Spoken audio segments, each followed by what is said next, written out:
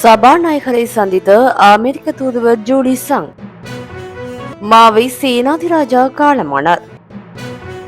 மீண்டும் பதவியேற்கும் யாழ் பல்கலைக்கழக கலைப்பீடாதிபதி ரகுராம். கொழும்பு நீர்கொழும்பு வீதியில் விபத்து, தூக்கி வீசப்பட்ட மோட்டார் சைக்கிள் செலுத்தினர்.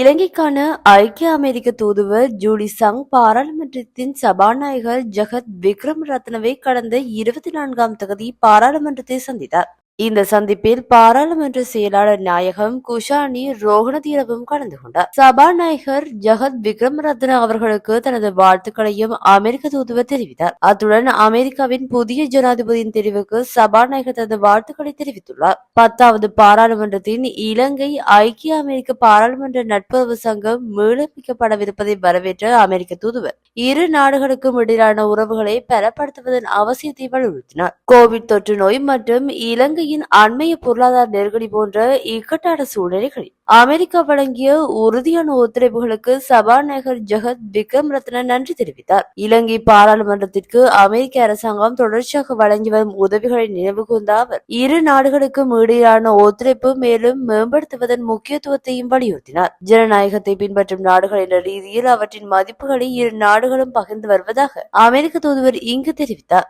வெளிப்படைத்தன்மை, பொறுப்புக்கூறல் மற்றும் பிரஜைகளின் பங்கேற்பு என்பவற்றை ஊக்குவிக்கும் சிறந்த அரசு பங்குடைமை போன்ற திட்டங்கள் மூலம் ஆழமான ஒத்துழைப்புகளை ஏற்படுத்த முடியும் என்றும் அவர் குறிப்பிட்டுள்ளார். இலங்கை பாராளுமன்றத்தில் பெண்களின் பிரதிநிதித்துவம் அதிகரித்திருப்பதை பாராட்டிய அமெரிக்க தூதுவர் பாராளுமன்ற பெண் உறுப்பினர்கள் ஒன்றியத்திற்கு அமெரிக்கா வழங்கி வரும் ஒத்துழைப்புகளையும் நினைவு கூர்ந்தார். பாராளுமன்றத்திற்கு இடையிலான ஒத்துழைப்பை ஆழப்படுத்துதல், திறன் மேம்பாடு மற்றும் ஜனநாயக ஆட்சியை பலப்படுத்தக்கூடிய சிறந்த நடைமுறைகளை பரிமாறிக்கொள்வது உள்ளிட்ட விடயங்கள் குறித்து இச்சந்திப்பில் கலந்துரையாடப்பட்டுள்ளன.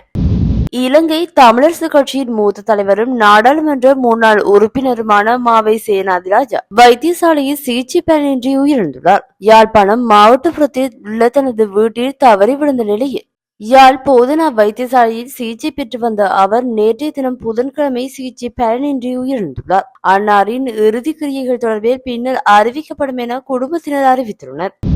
யாழ் பல்கலைக்கழக கலைப்பீடாதிபதி பேராசிரியர் எஸ் ரகுராம் மீண்டும் இன்று பதவியேற்க உள்ளதாக தகவல்கள் வெளியாகியுள்ளது. இந்த தீர்மானம் யாழ்ப்பாண பல்கலைக்கழக பேரவையின் விசேட பொதுக்குழு கூட்டம் நேற்று மாலை நடைபெற்ற நிலையில் பல்கலைக்கழக பேரவையால் எட்டப்பட்டுள்ளது. வகுப்பு நீக்கம் செய்யப்பட்ட சில மாணவர்கள் மீதான தடையை நீக்குவதற்கு யாழ்ப்பாண பல்கலைக்கழக பேரவை கூட்டத்தினால் எடுக்கப்பட்ட தீர்மானத்தின் பின்னர் பல்கலைக்கழகத்தின் கலைப்பீடாதிபதி பேராசிரியர் ரகுராம் தமது பதவியிலிருந்து விலகுவதாக அறிவித்திருந்தார். இந்நிலையில் இது குறித்து கலந்துரையாடும் வகையில் யாழ்ப்பாண பல்கலைக்கழக பேரவையின் விசேட பொதுக்குழு கூட்டம் இடம்பெற்றது. அவருடைய பதவி விலகல் கடிதத்தை உபவேந்தர் ஸ்ரீகந்தராசா ஏற்காத நிலையில் பல்கலைக்கழக பேரவையின் தீர்மானத்திற்கு அமைவாக கலைப்பீடாதிபதியாக அவர் தொடர்புள்ளார். இதில் பேராசிரியர் ரகுராம் மீண்டும் இன்று பதவியேற்க உள்ளதாக தீர்மானம் மேற்கொள்ளப்பட்டுள்ளது. இதேவேளை பதவி விலகிய கலைப்பீடாதிபதி பேராசிரியர் எஸ் ரகுராமிற்கு ஆதரவாக யாழ் பல்கலைக்கழக விரிவுரையாளர்கள் சங்கம் வேலைநிறுத்த போராட்டத்தை அறிவித்து ஆதரவு தெரிவித்திருந்தனர். யாழ் பல்கலைக்கழகத்தின் கலைப்பீட மாணவர் ஒன்றியத்தின் செயலாளர் மற்றும் இளம் பொருளாளர் ஆகிய பதவியிலிருந்து விலகுவதாக அறிக்கை ஒன்றை வெளியிட்டுள்ளமை குறிப்பிடத்தக்கது.